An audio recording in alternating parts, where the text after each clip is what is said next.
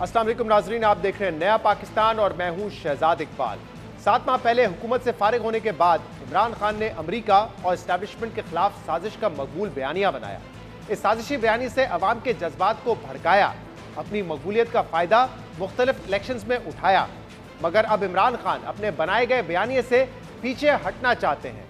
पहले उन्होंने अमरीकी साजिश का बयानिया भुलाकर आगे बढ़ने की बात की और अब वो इस्टेब्लिशमेंट पर साजिश के इल्जाम से भी पीछे हट रहे हैं। इमरान खान ने कल अपने खिताब में रावलपिंडी पहुंचने की नई तारीख दी और कहा है कि वो अगले लाएमल का ऐलान हफ्ते के रोज रावलपिंडी में करेंगे। और इसी खिताब में ये भी कहा है कि वो मान लेते हैं कि इस्टेब्लिशमेंट ने पाकिस्तान तहरीक इंसाफ की हुकूमत को गिराने की साजिश नहीं की, मगर इस्टेब्लिशमेंट इस साजिश को रोक सकती थी। एकदम 3.25 साल के अंदर यही लोग पता नहीं किस में नहा के आए कि ये एकदम ठीक हो गया एस्टेब्लिशमेंट के लिए, और उसके बाद ये हमारे ऊपर फिर मुसलत हो गए। चले मानते हो कि एस्टेब्लिशमेंट ने कोई इसके ऊपर साजिश नहीं की, लेकिन रोक तो सकते थी ना। जानते तो थे इनका माजी, क्या इनका माजी नहीं पता था? इमरान खान का यह बयान बहुत अहम है क्योंकि इमरान खान माजी में इस्टेब्लिशमेंट पर उनकी हुकूमत के खिलाफ साजिश और हुकूमत गिराने का बराह रास्त जिम्मेदार करार देते रहे, मगर अब वो ये मानने के लिए तैयार है कि इस्टेब्लिशमेंट ने उनकी हुकूमत गिराने की साजिश नहीं की। इमरान खान के इस बयान को इस्टेब्लिशमेंट से मुतालिक इनके मौकिफ में नरमी और चेंज ऑफ हार्ट के तौर पर देखा जा रहा है। मगर सवाल यह है कि 6-7 माह तक साजिश का बयानिया बनाकर आसमान सर पर उठाने के बाद इमरान खान अब अपने मौकिफ में नरमी क्यों ला रहे हैं? क्या इस तब्दीली की वजह यह है कि इमरान खान के मुख्तदर हलकों के साथ कोई अंडरस्टैंडिंग हो गई है, या इसकी वजह यह है कि अब उन्हें अंदाजा हो चुका है कि पावर पॉलिटिक्स में अपना मुस्तकबिल महफूज बनाने के लिए मुख्तदर हलकों से ताल्लुकात बेहतर बनाना जरूरी है, जिसके लिए मौकिफ में नरमी भी जरूरी है। इमरान खान अब इस्टेब्लिशमेंट पर साजिश के इल्जाम से पीछे हट रहे हैं, मगर सुनिए इसी इस्टेब्लिशमेंट को इमरान खान ने किन किन अलकाबात से नवाजा था और इस्टेब्लिशमेंट के खिलाफ साजिश के बयानिए में वो कितना आगे निकल गए। इमरान खान ने इस्टेब्लिशमेंट को न्यूट्रल्स कहा, चौकीदार कहा, मीर जाफर मीर सादिक कहा और गद्दार भी करार दिया, मगर अब कह रहे हैं कि मैं मान लेता हूं कि इस्टेब्लिशमेंट ने साजिश नहीं की। और जब कल यही सवाल पाकिस्तान तहरीक इंसाफ के मरकजी रहनुमा फवाद चौधरी से हुआ कि इमरान खान मौकिफ क्यों तब्दील कर रहे हैं, अपने मौकिफ में नरमी क्यों लेकर आ रहे हैं, तो उन्होंने ऐसा समझने वालों को अहमक करार दिया। इमरान खान के मौकिफ में तब्दीली की निशानदेही करने वालों को फवाद चौधरी अहमक करार दे रहे हैं, बता रहे हैं कि सियासत ब्लैक एंड व्हाइट नहीं होती। मगर फवाद चौधरी साहब, मसला यह है कि ब्लैक एंड व्हाइट की सियासत खुद आपके कायद इमरान खान ने शुरू की। सियासी जंग को, हक और बातिल की जंग इमरान खान ने ही बनाया। अमेरिका और एस्टेब्लिशमेंट के खिलाफ साजिश का बयानिया भी इमरान खान ने बनाया, जिससे अब वो पीछे हट रहे हैं। और वो इसलिए कि इमरान खान अच्छी तरह जानते हैं कि जब वो एक मकबूल बयानिया बनाएंगे तो लोग उनके साथ आएंगे, और जब वो इस बयानिए से पीछे हटेंगे तब भी उनके हामी उन्हें छोड़कर कहीं नहीं जाएंगे। तो फिर बताएं कि लोगों को अहमक कौन समझता है? और अगर इमरान खान के मौकिफ में तब्दीली की निशानदेही करने वालों को अहमक कहा जाए, तो क्या पंजाब में आपके वजीर आला परवेज इलाही भी अहमक हैं, जिन्होंने आज खुद इस बात की तस्दीक की है कि इमरान खान ने बता दिया है कि पाकिस्तान तहरीक इंसाफ की हुकूमत गिराने में एस्टेब्लिशमेंट का कोई हाथ नहीं था। अब तो उन्होंने कह दिया कि मार्च नहीं, अब सारे वहीं पहुंचे। जहां तक उन्होंने क्या अचीव किया है, ये आइंदा जो आएंगे दिन, ये आपको बहुत क्लियर होगा। इनकी जो नून वालों की ज़रा शक्लें गौर से देखिए, इनके लीडरों की, वो उजड़ी हुई जिस तरह फसल होती है ना, वो नज़र आती है। तो वहाँ से अंदाज़ा हो जाना चाहिए कि इनके क्या हालात हैं अंदर। आपने सुना ही नहीं है, कोई इल्ज़ाम नहीं उन्होंने लगाया। उन्होंने कल अभी बयान दिया है कि मुझ पर हमला हो या मेरी हुकूमत को ख़त्म करने का एस्टेब्लिशमेंट का कोई हाथ नहीं है।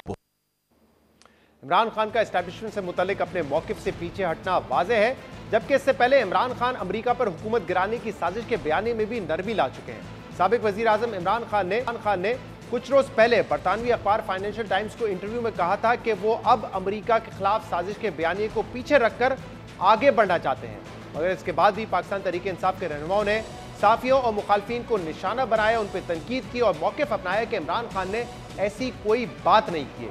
और फिर कुछ दिन बाद इमरान खान ने फ्रांसीसी टीवी को एक इंटरव्यू दिया और खुद एतराफ़ किया कि उन्होंने बिल्कुल अमरीकी साजिश के बयानिए से आगे बढ़ने की बात की। इमरान खान अमरीका और एस्टेब्लिशमेंट के खिलाफ अपने बयानिए में तब्दीली ला रहे हैं। इसकी वजह क्या है, इस पर हम बात करेंगे, जिसके लिए हमें ज्वाइन किया है सीनियर सहाफ़ी और तजियाकार शाहजेब खानजादा ने। शाहजेब, पिछले हफ्ते एक इंटरव्यू में इमरान खान ने यह कहा कि वो अमरीकी अमेरिका के खिलाफ जो बयानिया था उसको भुलाकर अब आगे बढ़ना चाहते हैं। कल उन्होंने ये भी कहा है कि एस्टैब्लिशमेंट ने हो सकता है साजिश ना की उनकी हुकूमत के खिलाफ, लेकिन वो उनकी हुकूमत गिरने से बचा सकते थे। इस वक्त क्या वजह है कि इमरान खान अपने बयानिए से पीछे हट रहे हैं, उसमें नरमी लेकर आ रहे हैं? क्या इसकी वजह यह है कि कहीं ना कहीं किसी लेवल पे उनकी अंडरस्टैंडिंग हो चुकी है जिसलिए वो अपने लहजे में नरमी ला रहे हैं, या अब उनके हाथ में कुछ रहा नहीं है, वो जानते हैं कि पावर पॉलिटिक्स में दोबारा उनको आना पड़ेगा तभी वो इलेक्शन जीत सकेंगे? क्या आपको लगता है? दूसरी वाली बात शहजाद, वो कोशिश कर रहे हैं कि किसी भी तरीके से अब उनकी अंडरस्टैंडिंग हो जाए। अंडरस्टैंडिंग हुई नहीं है और जाहिर है फिर इस वजह से वो अपने बयानी से पीछे भी हट रहे हैं। और आमतौर पर कहा जाता है कि खान साहब फौरन यू टर्न ले लेते हैं। मेरे ख्याल में अब तो खान साहब यू टर्न भी नहीं ले रहे हैं। 180 की स्पीड पर 180 डिग्री की कलाबाजियां खा रहे हैं, जिसकी वजह से उनके अपने वोटर सपोर्टर भी परेशान है कि उन्होंने किस लॉकअप के साथ रहना है। वोटर सपोर्टर कहता है कि जी अमेरिका से हकीकी आज़ादी के लिए इमरान खान निकला है। खान साहब कहते हैं कि नहीं जी, मैं तो उस मामले को पीछे छोड़ चुका हूँ, ताल्लुकात बेहतर चाहता हूँ। फिर वोटर सपोर्टर कहता है मगर इस्टेब्लिशमेंट के तो खिलाफ है हमारा खान। तो खान साहब कहते हैं कि नहीं, अब मेरी जो हुकूमत है उसके खिलाफ साजिश नहीं की होगी मगर रोक तो सकते थे। तो खान साहब ना तो एंटी इस्टेब्लिशमेंट है, ना ही खान साहब एंटी अमेरिका हैं, ना ही खान साहब की ये बात सच थी कि अमेरिका ने उनकी हुकूमत गिराई है। एक झूठा बयानिया उन्होंने बनाया था जो सरियन झूठ पर मबनी था। अब वो उन्हें लगता है कि जो हकीकी पॉलिटिक्स है उसके लिए उन्हें इस बयानिए से पीछे हटने की जरूरत है। तो कल्लाबाजियां खा रहे हैं, सपोर्टर भी परेशान हो रहे हैं कि किस तरीके से इन कल्लाबाजियों के तहत अपना बयानिया बनाना है। लेकिन शाहज़ेब, जो दिफा में इमरान खान के बयानात के दिफा में या उसकी जो वजाहत पेश करने पीटीआई के दीगर रहनुमा आते हैं, वो ये कह रहे हैं कि इमरान खान ने इस मरतबा यू टर्न नहीं लिया है। वो कहते हैं अमेरिका ने साजिश की है और इस्टेब्लिशमेंट भी मुलविस है, लेकिन क्योंकि हमें आगे बढ़ना है, क्योंकि हमें सियासत में जो है ऑब्वियसली पावर पॉलिटिक्स का हिस्सा भी रहना है, इसलिए अब वो उसको भुलाकर आगे बढ़ना चाह रहे हैं। ये उनकी दलील है इस पर। मगर खान साहब तो खुद कह रहे हैं ना कि नहीं की होगी साजिश इस्टेब्लिशमेंट ने। तो फिर खान साहब वो कह रहे हो जो तर्जुमा करने की उनके जो सीनियर रहनुमा है वो कोशिश कर रहे हैं। परवेज इलाही साहब तो एक कदम आगे बढ़ गए। उन्होंने कहा कि इमरान खान ने तो ये भी कह दिया है कि मुझ पर हमले में भी इस्टेब्लिशमेंट मुलविस नहीं थी। हालांकि खान साहब ने बात नहीं की है। तो ऐसा लगता है कि तर्जुमान जो है, जो जाहिर है शाह के साथ चाहते हैं कि उनके शाह की दोस्ती हो जाए, वो शाह से ज्यादा वफादारी दिखा रहे हैं। अब परवेज इलाही साहब वो बात कर रहे हैं जो खान साहब ने की नहीं है। जो पार्टी के सीनियर रहनुमा हैं वो तर्जुमा कर रहे हैं कि जो खान साहब ने कहा नहीं है। खान साहब वाजे कर रहे हैं कि ना वो अमेरिका से भी मामला आगे बढ़ाना चाहते हैं, मामला को पीछे छोड़कर, और इस्टेब्लिशमेंट पर भी उन्होंने कह दिया नहीं की होगी आपने साजिश, मगर रोक तो रख सकते थे। खान साहब वाजे कर रहे हैं कि खान साहब एक ही किरदार चाहते हैं इस्टेब्लिशमेंट का और वो उनके हक में है। और ये बड़ा खतरनाक है शहजाद कि मुल्क का साबिक वजीर आजम जो इंतहाई मकबूल लीडर है वो अपने वोटर सपोर्टर को ये पैगाम दे रहा है कि बिल्कुल लेजिटिमेट है, बिल्कुल जायज है, बिल्कुल कानूनी है और बिल्कुल आईनी है।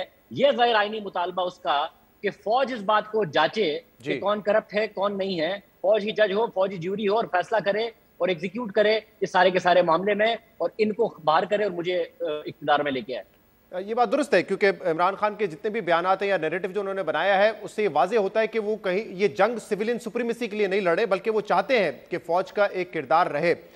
ये बताइएगा, लेकिन जो भी बयानिया इमरान खान ने बनाया है इसमें तो कोई शक की बात नहीं है कि अवामी मकबूलियत मिली है उस बयानिए को। इलेक्शंस, बाई इलेक्शंस वो जीते हैं, जबकि जब उनकी हुकूमत गई थी तो उस वक्त उनका जो पॉपुलैरिटी ग्राफ है बड़ा नीचे था। अब जब वो बयानिए से अपने पीछे हट रहे हैं, आपके ख्याल में इसका उनको नुकसान होगा, या वो ये जानते हैं कि मैंने जब एक गलत बयानिया बनाया तो मेरी मकबूलियत में बहुत ज्यादा इजाफा हुआ, शायद कुछ लोग मुझसे नाला हो जाएं जब मैं इस बयानिए से पीछे हटूं, लेकिन मेजॉरिटी मेरे साथ ही रहेगी? आपका क्या तजिया है इस पर? मतलब ये हमने देखा है शहजाद कि इस मुल्क के जो वोटर सपोर्टर हैं, चाहे वो अक्रॉस पार्टी लाइंस में बात कर रहा हूँ, कि करप्शन उनके लिए मसला नहीं है, मुखालिफ सिमत की करप्शन के इल्जाम उनके लिए मसला है। अपना लीडर कुछ भी करता नजर आ रहा हो, खान साहब पे जब आप इल्जाम लगा है तो आप देखिए कि किस तरीके से उसका दिफा किया जा रहा है घड़ियों का।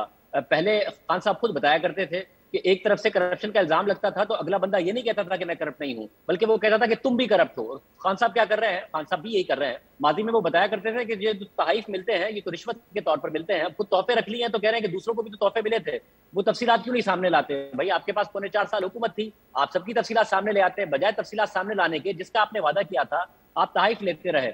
और सिर्फ झूठ इतना ज्यादा बोला गया है 4.25 साल में इमरान खान साहब की तरफ से कि जब वो पल्लाबाजी ले रहे हैं तो सबको एक साथ समझ में भी नहीं आ रहा है। बताया गया है इस कौम को कि खान साहब ने तो 50% देकर तोहफे रखे थे, ना कि 20% जैसा कि दूसरे रखा करते थे।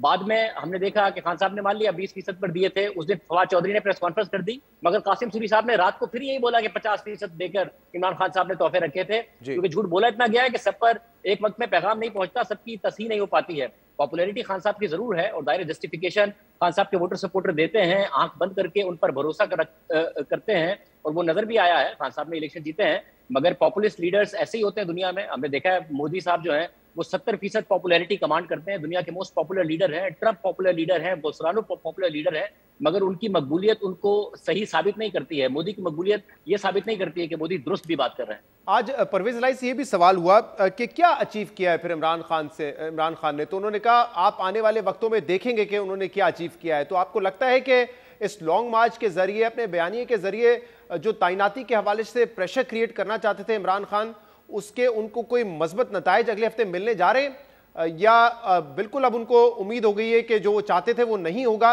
इसलिए अब वो अपना लॉन्ग मार्च भी डिले कर रहे हैं? शब मेरा ख्याल है कि खान साहब जहां पर मुख्तलिफ मौके पे मैं नजर आया है पिछले 2014-15 में, वो लोगों को इस्तेमाल करते रहे हैं। मुझे लगता है इस पूरे मामले में खान साहब खुद भी इस्तेमाल हुए हैं। ये वो इशू था जो कि खान साहब को अपने लिए इतना बड़ा नहीं बनाना चाहिए था, उनकी सियासत के लिए इतना बड़ा इशू ना होता, वो अपने बयानिए पर कायम रहते, मगर वो खुद भी इस्तेमाल हुए हैं इस सारे मामले में। और जाहिर है जब अभी तक अगर समरी नहीं आई है और बात आगे नहीं बढ़ी है, तो उससे वादे तो लगता है कि कहीं ना कहीं दबाव, कहीं ना कहीं डिफरेंस ऑफ ओपिनियन मौजूद है, हुकूमत कोई भी बात कर रही हो, मगर इस सब का खान साहब को क्या फायदा होगा?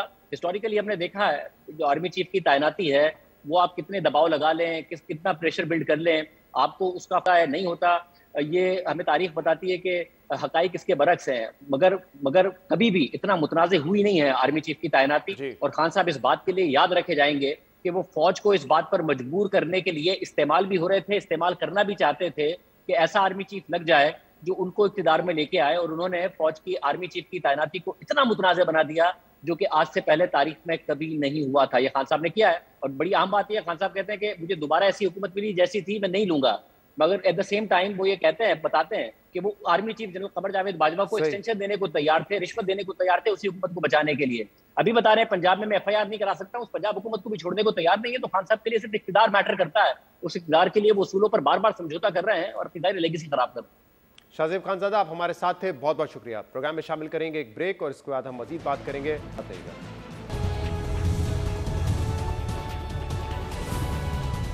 Welcome back. गैर मुल्की सरबराह मुमलिकत से मिलने वाले कीमती तोहफे, कौड़ियों के दामों खरीदने और फरोख्त करने के मामले ने पाकिस्तान की सियासत को दागदार कर दिया है।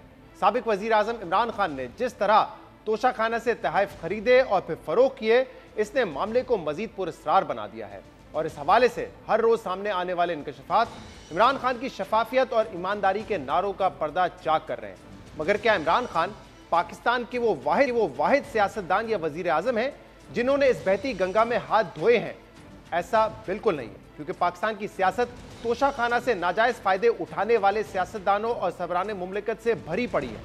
अहम बात यह है कि तोशाखाना से तोहफे अपने पास रखने का पूरा कानून अवामी मफाद के असूलों की सरियन खिलाफ वर्जी करता है, और पाकिस्तान में इस हवाले से जो असूल और कवानीन बनाए गए हैं वो खुद इंतहाई गैर मंतकी और गैर मुनसिफाना है। इस कानून और असूल में सबसे बड़ी खामी यह है कि यहाँ इन तोहफे को अपनी मिल्कियत समझ लिया जाता है, जबकि असल में ये तोहफे इमरान खान, आसिफ जरदारी या नवाज शरीफ को नहीं, बल्कि सदर पाकिस्तान, वजीर आज़म पाकिस्तान और दीगर रियासती ओहदों को दिए जाते हैं। मगर सियासतदान, ब्यूरोक्रेट्स, जजेस और जनरल समेत हुक्मरान अशराफिया करोड़ों रुपए मालियत के ये तोहफे कौड़ियों में खरीद कर इसके मालिक बन जाते हैं। और ताजुब की बात यह है कि इस खुल्लम खुल्ला नाइंसाफी और गैर मुंतकी कानून के खिलाफ कोई आवाज़ नहीं उठा रहा कि हुक्मरान अशराफिया क्यों अपने ही बनाए हुए कानून के तहत महंगे और कीमती तोहफे के मालिक बन जाते हैं। कोई ये सवाल नहीं उठा रहा कि गैर मुल्की मेहमानों को तो अवाम के टैक्सों से तोहफे दिए जाते हैं, मगर जब वही गैर मुल्की सरबराह मुमलिकत और हुकूमतें हमारे हुक्मरान तबके को तोहफे देते हैं तो वो मुकम्मल तौर पर सरकारी खजाने में जाने के बजाय कुछ लोगों की मिल्कियत क्यों बन जाते हैं? साबिक वजीर आजम इमरान खान जिस तरह तोशाखाना के तोहफे के मालिक बने हैं, जिस तरह उन्होंने मेरा तोहफा मेरी मर्जी का असूल बनाकर तोहफे बेचे, वो इखलाकी और कानूनी तौर पर गैर शफाफियत की बड़ी मिसाल है, जिस पर हम अपने पिछले प्रोग्राम्स में तफसील से बात करते रहे। मगर आज के प्रोग्राम में हम तफसील से जिक्र करते हैं कि पाकिस्तान में किन वज़राए आज़म और सबरान मुमलिकत ने तोशाखाना से कितनी मालियत के तहत कितनी रकम दे के अपने पास रखे, और क्या पाकिस्तान की तरह दीगर तरक्की याफ्ता ममालिक और पड़ोसी मुल्क में भी इसी किस्म के कवानीन हैं जहां कुछ फीसद के बदले करोड़ों के तहत आप अपने पास रख सकते हैं। पहले नजर डालते हैं कि पाकिस्तान में तोशा मुतल्लिक कानून क्या कहता है। कानून के मुताबिक 30,000 रुपए से कम मालियत के तहत को बगैर किसी रकम की अदायगी के आप अपने पास रख सकते हैं, जबकि इससे ज्यादा मालियत के तहत पर कुछ फीसद रकम अदा करना पड़ती है। अहम बात यह है कि 1974 से पहले तक तोशाखाना का महकमा वजारत खारजा के मातहत था और फिर मुख्तलिफ रिपोर्ट्स के मुताबिक उस वक्त तक गैर मुल्की तहफ को अपने साथ ले जाने की मुमानियत थी, मगर 1974 में साबिक वजीर आजम जुल्फिकार अली भुट्टो ने कानून में तब्दीली करके इसे कैबिनेट डिवीजन के मातहत कर दिया और उसके बाद सदर मुमलिकत, वज़राए आजम, ब्यूरोक्रेट समेत दीगर सरकारी अफसरान 15% रकम देकर कीमती तहफ के मालिक बन सकते थे। साबिक सदर मुशर्रफ ने अपने दौर में इस शरह को 15% तक रखा और फिर पीपल्स पार्टी ने 2011 में इस कानून को बढ़ाकर 20% कर दिया, जो 2019 तक कायम रहा। जबकि पाकिस्तान तहरीक इंसाफ के दौर में इमरान खान ने दिसंबर 2018 में कई कीमती तहफ 20% पर खरीदने के बाद कानून तब्दील करके तहफ खरीदने की शरह का कानून 50% कर दिया। मगर पिछले 4 दहाइयों में तकरीबन तमाम सरबराहान मुमलिकत और वज़राए आज़म ने जो कीमती तहफ हासिल किए, जो कीमती तहफ खरीदे, उसके लिए सिर्फ 15 या 20% की रकम अदा की गई। 2013 में अंग्रेजी अखबार बिजनेस रिकॉर्डर की तहकीकात के मुताबिक साबिक सदर जनरल जिया को 10 साल के दौरान 210 तहफ मिले, जिसमें से सदर जिया ने सिर्फ 16 लाख रुपए में 122 तहफ खरीद लिए। साबिक वजीर आजम मोहम्मद खान जुनेजो को 14 लाख रुपए मालियत के 305 तहफ मिले और उन्होंने 2,19,000 रुपए अदा करके 304 तहफ खरीद लिए। साबिक सदर गुलाम इसाक खान को 5,10,000 रुपए मालियत के 89 तहफ मिले और उन्होंने सिर्फ 67,000 रुपए देकर 88 तहफ अपने पास रख लिए। साबिक वजीर आजम बेनजीर भुट्टो के 2 अदवार में उन्हें 21 लाख रुपए मालियत के 630 तहफ मिले, जिसमें से सिर्फ 2,71,000 रुपए उन्होंने अदा किए और 174 तहफ खरीद लिए। इसी तरह परवेज मुशर्रफ ने सिर्फ 5 तहफ तोशाखाना में जमा करवाए, जबकि तकरीबन 4 करोड़ रुपए मालियत के 515 तहफ वो अपने साथ ले गए। इस बहती गंगा में हाथ धोने वालों में मुशर्रफ दौर के वजीर आजम शौकत अजीज सर फहरिस्त हैं, जो जनवरी 2008 में मुल्क से बाहर जाते हुए 1126 तहफ अपने साथ लेके गए, जबकि इस बात का अंदाजा नहीं लगाया जा सकता कि इन तहफ की मालियत कितनी थी और उन्होंने इसके लिए कितनी रकम अदा की थी। अहम बात यह कि तोशाखाना का कानून वाज़ेह करता है कि गैर मुल्की हुकूमतों से तोहफों में मिलने वाली गाड़ियां कोई हुक्मरान अपने साथ नहीं लेके जा सकता, उसको खरीदा नहीं जा सकता, मगर साबिक वज़राए आज़म यूसुफ रज़ा गिलानी, नवाज शरीफ और साबिक सदर आसिफ अली ज़रदारी ने इस कानून की खिलाफ वर्जी की, जिस पर उन्हें नैब के मुकदमात का भी सामना है। नैब के रेफरेंस के मुताबिक आसिफ अली ज़रदारी ने कानून की खिलाफ वर्जी करके मुत्तहदा अरब अमारात से मिलने वाली आर्मर्ड कार, लेक्सस जीप और लीबिया से तोहफे में मिलने वाली BMW तोशाखाना से खरीदी है। जबकि नवाज शरीफ पर यह इल्जाम है कि जब उन्होंने तोशाखाना से गाड़ी खरीदी उस वक्त वो अवामी ओहदे पर फाइज नहीं थे, मगर उसके बावजूद नवाज शरीफ ने मुबैना तौर पर यूसुफ रज़ा गिलानी के दौर में 15% अदायगी करके गाड़ी खरीदी। जबकि गाड़ियों के अलावा भी आसिफ अली ज़रदारी और नवाज शरीफ ने तोशाखाना से मुख्तलिफ तहफ हासिल किए, जो वो अपने साथ ले गए। पाकिस्तान पीपल्स पार्टी और नून लीग इस वक्त इमरान खान को मिलने वाले तहफ पर तनकीद कर रही है, लेकिन अपने दौर में उनको कितने तहफ मिले इसकी तफसीलात वो देने के लिए तैयार नहीं है। इसलिए ज़रूरी है कि वो तफसीलात भी आवाम के सामने रखी जाए। दिलचस्प बात यह है कि अवाम के हक पर हाथ साफ करने वाले तकरीबन तमाम सियासतदान ये दावा करते हैं कि उन्होंने जो भी किया वो कानून के मुताबिक था, और अहम बात यह है कि इनमें से अक्सरियत का ये दावा बिल्कुल दुरुस्त है कि उन्होंने कोई गैर कानूनी अमल नहीं किया। मगर मसला यह है कि तोशाखाना के जिस कानून और ज़ाब्ता का वो सहारा ले रहे हैं वो कानून खुद सबसे बड़ा मसला है, क्योंकि ये कानून शायद सिर्फ पाकिस्तान में लागू है कि यहाँ हुक्मरान तबके महंगी और कीमती तहफ की कुछ फीसद रकम अदा करके उसे अपने साथ लेके जाते हैं, जबकि बरतानिया, अमरीका और भारत समेत दीगर ममालिक में कानून पाकिस्तान के कानून से बिल्कुल मुख्तलिफ है, जिसकी मिसालें हम आपके सामने रखते हैं। बरतानवी कानून के मुताबिक कोई भी वजीर आजम या वजीर सिर्फ उन तहफ को बगैर कोई कीमत अदा किए रख सकता है जिनकी मालियत सिर्फ 140 पाउंड हो या उससे कम हो, जबकि इससे ज्यादा के मालियत के तहफ रखने के लिए उन्हें इनकी पूरी मालियत के बराबर रकम अदा करनी पड़ती है, यानी कि 100% रकम अदा करनी पड़ती है। इसी तरह अमेरिका में 1966 के एक कानून के मुताबिक कोई भी सदर या सरकारी अफसर सिर्फ $415 का तोहफा मुफ्त में रख सकता है, अगर उसकी मालियत $415 से ज्यादा की होगी तो फिर उसको पूरी रकम अदा करनी पड़ेगी। और इसकी एक बड़ी मिसाल अमेरिका की साबिक वजीर खारजा हिलरी क्लिंटन की है कि जब उन्हें 2012 में बर्मा की आंग सान सूची से एक हार मिला तो उन्होंने उस हार की मुकम्मल कीमत यानी कि $970 की उन्होंने अदायगी की और फिर उन्होंने वो हार अपने पास रखा। इसी तरह हमारे पड़ोसी मुल्क भारत में ये कानून है कि कोई भी सदर या वजीर आजम 5,000 रुपए की मालियत से कम का तोहफा बगैर किसी अदायगी के अपने पास रख सकता है और इससे ज्यादा मालियत का तोहफा लेने के लिए मुकम्मल अदायगी लाजमी है, यानी कि 100% रकम अदा करनी पड़ती है। यानी अमेरिका, बरतानिया और भारत में अगर मुकर्ररा हद से ज्यादा का तोहफा आपको खरीदना है तो उसकी 100% रकम आपको अदा करनी पड़ती है। और अमेरिका और बरतानिया तो तरक्की याफ्ता मुल्क हैं, लेकिन पड़ोसी मुल्क भारत में भी ये कानून है कि आपको 100% रकम अदा करनी है, तब जाके आप वो तोहफा खरीद सकते हैं। इसलिए बात समझ से बाहर है कि पाकिस्तान में हुक्मरान अशराफिया को फायदा पहुंचाने के लिए तोशा कानून का गैर मुनसिफाना कानून कई दिहाइयों से क्यों चला आ रहा है। और सवाल यह है कि इस गैर मंतकी कानून को क्यों खत्म नहीं किया जाता।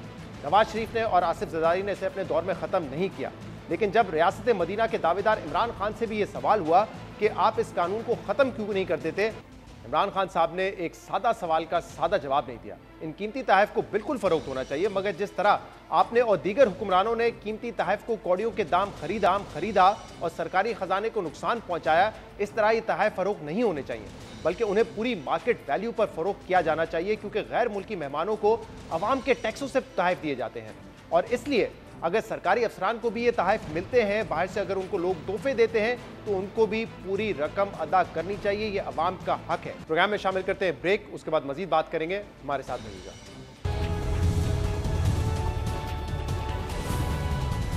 Welcome back. पीडीएम जमातें 3.5 साल तक पाकिस्तान तहरीक इंसाफ हुकूमत पर बुरी माशी कारकर्दगी और महंगाई पर तनकीद करती रहीं।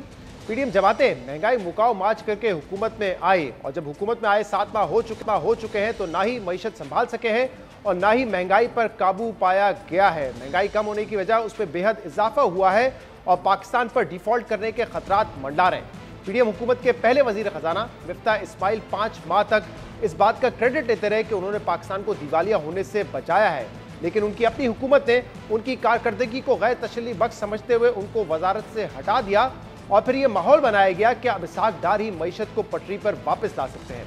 इसहाक डार ने वजारत खजाना का कलमदान संभालने के फौरी बाद IMF के सख्त शराइत को नजरअंदाज करके अवामी मफाद के फैसले करने की कोशिश की, लेकिन चंद दिनों में ही उनको अंदाजा हो गया कि मईशत IMF के तयशुदा शराइत पर ही चलाई जा सकती है। मिसाल के तौर पर आते साथ ही उन्होंने पेट्रोल पर लेवी जो है, पेट्रोलियम लेवी जो है वो 5 रुपए से कम कर दिया, लेकिन बाद में उस लेवी को 32 रुपए से बढ़ाकर अब 50 रुपए कर दिया गया है। लेकिन इस वक्त जो इशू है वो है कि क्या पाकिस्तान डिफॉल्ट कर सकता है, और इस हवाले से एक वजाहत कल वजीर खजाना इसहाक डार ने दी है कि इस बात का कोई इम्कान नहीं है कि पाकिस्तान डिफॉल्ट कर सकता है। अगले माह की जो अदायगी है वो भी वक्त पर कर दी जाएगी। दिसंबर के पहले हफ्ते में एक सॉवरन बॉन्ड जिसका नाम ऑब्वियसली इस्लामी बॉन्ड है, तो स्कूक जिसको कहते हैं, वो इशू किया हुआ है $1 अरब का।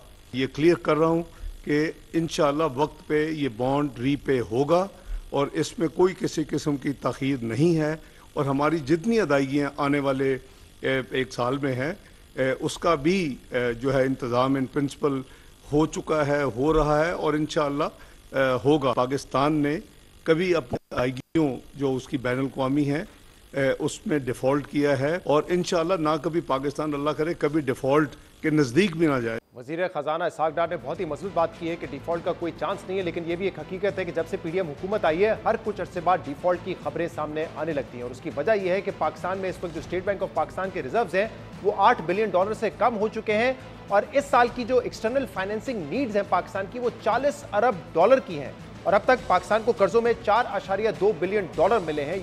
यानी कि अगर पाकिस्तान ने अपनी डेट पेमेंट करनी है और एक्सटर्नल अकाउंट को देखते हुए मजीद पाकिस्तान को $34 बिलियन की ज़रूरत है।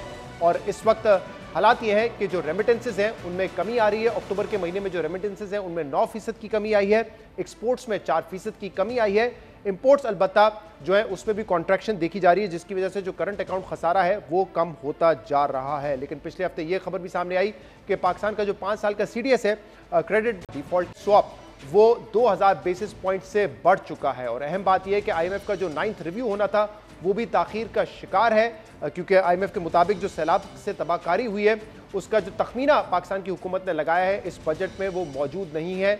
इस वजह से ताखीर हो रही है और जब तक ये ताखीर होती रहेगी पाकिस्तान को $1 अरब नहीं मिलेगा। और ये भी अहम बात है कि IMF इस खदशे का इजहार भी कर रहा है कि पाकिस्तान का जो टैक्स और नॉन टैक्स रेवेन्यू इस बजट में जो आदाद शुमार और टारगेट रखे गए हैं वो भी अचीव होता हुआ नजर नहीं आ रहा है। इस पर हम मजीद बात करेंगे। इस वक्त हमारे साथ माहिर मईशत यूसुफ नजर साहब मौजूद है। यूसुफ साहब बहुत बहुत शुक्रिया वक्त देने के लिए। इसाक डार साहब ने कहा है कि अगले माह की पेमेंट हो जाएगी, डिफॉल्ट पाकिस्तान नहीं कर रहा है और अल्लाह ना करे पाकिस्तान डिफॉल्ट करे, लेकिन क्या वजह है कि हर कुछ अरसे बाद ये खबरें आने लगती है कि पाकिस्तान डिफॉल्ट कर रहा है? क्या बिल्कुल ही इस वक्त डायरेक्शन लेस है और कोई हमने प्लानिंग नहीं की हुई अब तक?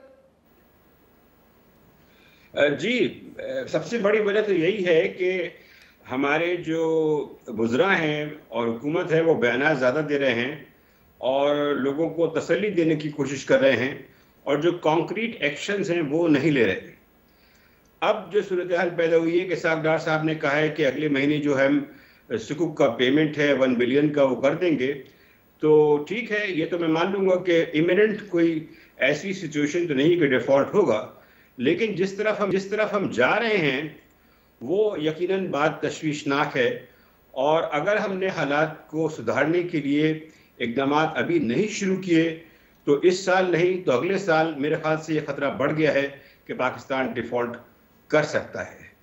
अभी भी जो IMF से मुज़ाकरात शुरू होने थे वो अक्टूबर के आखिर में होने थे, फिर उनको पोस्टपोन किया गया 3 नवंबर तक और अभी भी कोई डेट फाइनलाइज नहीं की गई है। अगर 2 हफ्ते में ये बात IMF से बातें तय नहीं हो पाती हैं तो ये जो $1.2 बिलियन का जो IMF की किस्त जो है वो फिर डिले हो सकती है अगले साल जनवरी तक। और अगर ऐसा होता है तो जो दूसरे ममालिक से जो हमें वादा किया गया है कि मज़ीद इमदाद आएगी, जैसे चाइना और सऊदी अरेबिया, वो भी जो है डिले हो सकती है। अगर ऐसा होता है और फॉरेन एक्सचेंज रिजर्व्स और मज़ीद गिरते हैं तो यकीनन जो है सूरत हाल बहुत ज़्यादा ग्रिम हो जाएगी। और इसीलिए जो आप कह रहे हैं क्रेडिट डिफ़ॉल्ट स्वैप की, वैसे तो क्रेडिट डिफ़ॉल्ट स्वैप मैं नहीं समझता कि कोई प्राइमरी इंडिकेटर है, लेकिन मार्केट्स यकीनन ये जाहिर कर रही हैं, ये तशवीश जाहिर कर रही हैं कि हालात जो हैं वो अच्छे नहीं हैं और वो पॉजिटिव डायरेक्शन में नहीं जा रहे। तो मेरे ख्याल से उनको ये करना चाहिए था कि जो ये सबसे बड़ी जो चीज़ है हमारी वो है इंपोर्ट्स में ऑयल और एनर्जी। तो एनर्जी कट कंजम्पशन करने के लिए या फिर कंजर्वेशन के लिए जो इक़दाम करने चाहिए वो उन्होंने नहीं किए हैं और सारा जो है वो दारोमदार इस बात पर है कि हमें मज़ीद कर्जे मिल जाएं, मज़ीद इमदाद मिल जाए, लेकिन जिसे कहते हैं कि कोई रिफॉर्म एजेंडा अभी तक सामने नहीं आया है जो ये कहा जा रहा था कि इसाक डार साहब के आने के बाद होगा। और अभी देख लीजिए पिछले 6 हफ्तों में पाकिस्तान की जो करेंसी है उसकी कीमत में तकरीबन 3% की कमी वाक़ हुई है, जो 216 पे पहुंच गया था अब 223 के करीब पहुंच गया है। तो यकीनन जो करेंसी मार्केट्स हैं वो भी इस कंसर्न को जाहिर कर रही है। तो यूसुफ रज़ा साहब, पहले तो हम दोस्त ममालिक के पास जाते थे, वहाँ से कुछ $1 मिल जाते थे और हमारा काम चल जाता था। अब तो उन्होंने भी कह दिया, जैसे आपने भी फरमाया, कि जब तक IMF प्रोग्राम में रहेंगे और IMF से हमारा रिव्यू पास होता रहेगा तो ही वो मदद को करेंगे। तो उसके अलावा और मजीद ऑप्शन क्या है? क्योंकि एक्सटर्नल डेट हमारा बढ़ता जा रहा है, अब कर्जा कोई हमें देने के लिए तैयार नहीं है। ये जो दूसरे सारे सोल्यूशंस हैं कि हमने इंपोर्ट सब्स्टिट्यूशन करनी है, एक्सपोर्ट्स को बढ़ाना है, वो होती भी नहीं नजर आ रही, क्योंकि एक्सपोर्ट्स में भी हम डिक्लाइन देख रहे हैं। कुछ हम डोमेस्टिक रीजंस हैं, कुछ बाहर के हालात ऐसे हैं, रेमिटेंसेस भी गिर रही। करें क्या इस वक्त फिर हम? देखिए, ये जो अप्रोच है इस गवर्नमेंट की, पहली बात तो ये है कि मैं अफसोस के साथ कहना पड़ता है कि जो उनकी जो फैसला साजी की जो सलाहियत है वो बहुत कमज़ोर नज़र आती है। चाहे वो नए आर्मी चीफ के अपॉइंटमेंट की बात हो, चाहे वो पेट्रोल प्राइसेस को एडजस्ट करना हो। पहले भी जब ये PDM की हुकूमत आई थी तो 2 महीने तक जो है पेट्रोल की प्राइसेस नहीं बढ़ाई गई थी, जिससे आपको अच्छी तरह पता है तकरीबन जो बजट डेफिसिट था उसमें 200 अरब रुपए का खसारे का इजाफा हुआ था। अभी भी जो है इस वक्त इनको करना ही चाहिए कि कौम को एतमाद में लेकर कहें कि इमरजेंसी है, इमरजेंसी नाफिज करें। अगर हम इसको डिले करते रहेंगे, इसलिए कि फिर बड़ा भी खुशनुमा ऐलानात से कुछ नहीं होता। अभी कहा गया था कि $13 बिलियन की जो इमदाद जो है वो आ गई है, ऐसा नहीं था। उसमें जो तो बहुत सारे जो अमाउंट्स थे वो रोल ओवर थे। मिसाल के तौर पर चाइना ने जो वादा किया है नेट जो है इंक्रीमेंटल मजीद इमदाद का, वो सिर्फ $1.5 बिलियन था। तो हेडलाइन से, मीडिया में टिकट चलाने से तो मईशत नहीं सुधर सकती है। आपको टफ मेजर्स लेने पड़ेंगे और ये बताना पड़ेगा कौम को कि इस वक्त हकीकी सूरत हाल क्या है। और अगर यही चलता रहा तो फिर यकीनन अगर ये इनकी कैलकुलेशन है कि मईशत पे काबू कर लेंगे और फिर अगले साल इंतखाबात कराएंगे, तो मुझे तो ये लगता है कि इनकी जो सारा असेसमेंट है वो काफ़ी महीनों से गलत जा रहा है और ये देखने को तैयार नहीं है कि ये जो गलतियां कर रहे हैं इस पे कुछ इसको ये रिव्यू करें और इस पे गौर करें और उसको जो जिसे कहते हैं कि कोर्स करेक्शन की जो है तरफ जाएं। अगर ये नहीं जाते हैं तो फिर ऐसे तो जो माशी हालात हैं वो इतनी आसानी से काबू में नहीं आ सकते। और यूसुफ नजर साहब, ये हुकूमत माजी की हुकूमत पे तनकीद करती आई कि महंगाई बहुत ज़्यादा है। अब पिछले महीने अक्टूबर के भी जो नंबर आए छपे हैं, SPI इस हफ्ते 28% का है, यानी कि महंगाई पे भी कहीं से कंट्रोल पाते हुए ये हुकूमत नजर नहीं आ रही है। और आगे मजीद कुछ फैसले करने पड़ेंगे क्योंकि IMF ने ऑलरेडी शक का इजहार किया है कि जो आपके टैक्स और नॉन टैक्स रेवेन्यू टारगेट हैं वो भी अचीव नहीं हो सकते और 800 अरब रुपए के आपको मजीद इकदाम करने पड़ेंगे। तो क्या इसका ये मतलब है कि मजीद टैक्सेस में इजाफा हो सकता है और अगर ऐसा हुआ तो महंगाई तो और बढ़ेगी फिर? मेरे ख्याल से तो इनको मिनी बजट लाना पड़ेगा। IMF वाले भी कह रहे हैं कि देखिए टैक्स रेवेन्यूज में जो इजाफा हुआ है वो रियल टर्म्स में ज़्यादा नहीं है बल्कि नेगेटिव है, इसलिए कि महंगाई इतनी ज़्यादा है कि 24% इजाफा कोई मायने नहीं रखता।